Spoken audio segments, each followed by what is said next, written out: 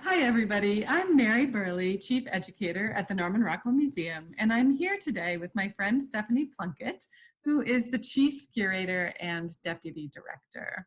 And we are delighted to continue our theme of looking at strong women and girls in Rockwell's art. And today's picture is The Babysitter by Norman Rockwell and painted in 1947.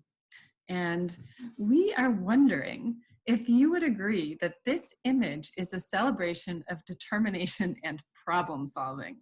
And to that end, we're wondering if you look at this young woman and the baby that she's taking care of, is there anything about this experience that is familiar to you? Have you ever been a babysitter? Or have you had a job that was maybe a little bit over your level of training or expertise? And how did you handle that? So this picture gives us all kinds of clues about this strong young woman and the things that she was trying to do to have a successful experience for the child in her care. So if you start at the lower left-hand corner of the image, you'll notice there's a teddy bear. And as you move your eye towards the right, you'll see what looks like it might be a rattle. There is a bottle that is half full of milk. If you continue looking up around the arm of the chair, there's a baby blanket, and there's what looks like a very well-loved doll that has one eye. And then we see this young lady's homework is tucked into the arm of the chair. She had an idea that she might be studying. She looks pretty studious, but that, in fact, is not what she's studying. She is not studying her homework. If you move your eye around the picture, you'll see that she actually is looking at a babysitting manual. So this is a resourceful young lady who is training on the job. Have you ever done that before? Furthermore, she really does have her hands full. The baby is pulling on her hair, and her hair is a little bit unkempt. She's really been busy at this, and yet she's still working very hard. And we have a sense that everything is going to be just fine despite all the action. One thing I would like to invite all of our viewers to see is whether they can find the top of a glass bottle, which is somewhat hidden in the image, but tells its own story. And Stephanie, do you have some fun facts that you'd like to share? Absolutely. Yes, if you can find the top of that bottle, I wonder what type of bottle you think it might be. It was actually the top of a Coca-Cola bottle, most likely, because Rockwell loved Coca-Cola. And every afternoon, he had a Coke for an afternoon treat. And his models also really enjoyed the fact that if they came to work with him, he would give each of them a bottle of Coke if their parents said it was okay. So this young lady who was modeling for the picture might have actually already drunk her Coke, and it wound up being in the picture, which is kind of fun.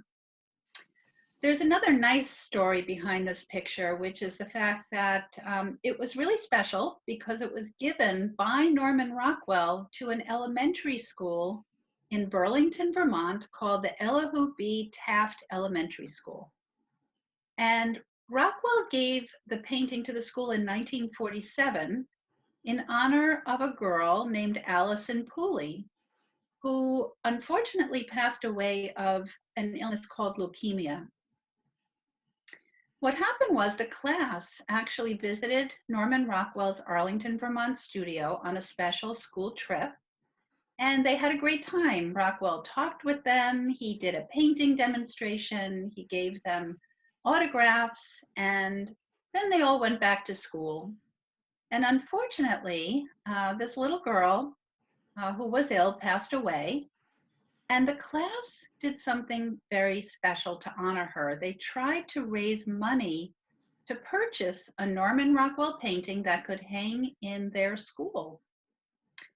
They actually raised what would have been a lot of money for the time. They raised $48. And when Rockwell heard of this, he was so touched that he, of course, did not accept the money, but he did donate this painting to the elementary school so that Allison could be remembered. And the nice thing is that the school still owns the painting, and that is a lovely thing. Now, there's another interesting fact about this painting, and that is that in 1947, diapers were really different than what they're like today. They were actually made of usually cotton cloth that had to be washed. Whereas today, our diapers are disposable and they're made of paper. So that is quite different. And when Norman Rockwell delivered this painting to the school, he had actually placed a large diaper pin through the canvas right in the area of the baby's diaper, so that it was an interesting three-dimensional element that was very unexpected. So I thought you might enjoy knowing about that. But Mary, there are things I think you'd like to invite everyone to do in relation to this picture. So do you want to talk a little about that? I would love to, Stephanie. And I just want to say, I love that diaper pin story because Norman Rockwell was always so full of surprises. We could count on him for surprising us. And A little bit of a trickster. yes, he was a little trickster there. So one thing we're wondering about what you might do now is to think about what are the places in your life where you show bravery and determination, and what would your picture of your demonstrations of bravery and determination look like, and problem solving. So in this case, this young woman was so determined. There's lots of details that show how she was determined. What would your details be? And if you make a drawing or a picture, we'd love for you to share it at learn@nrm.org. And we hope that you have a wonderful day.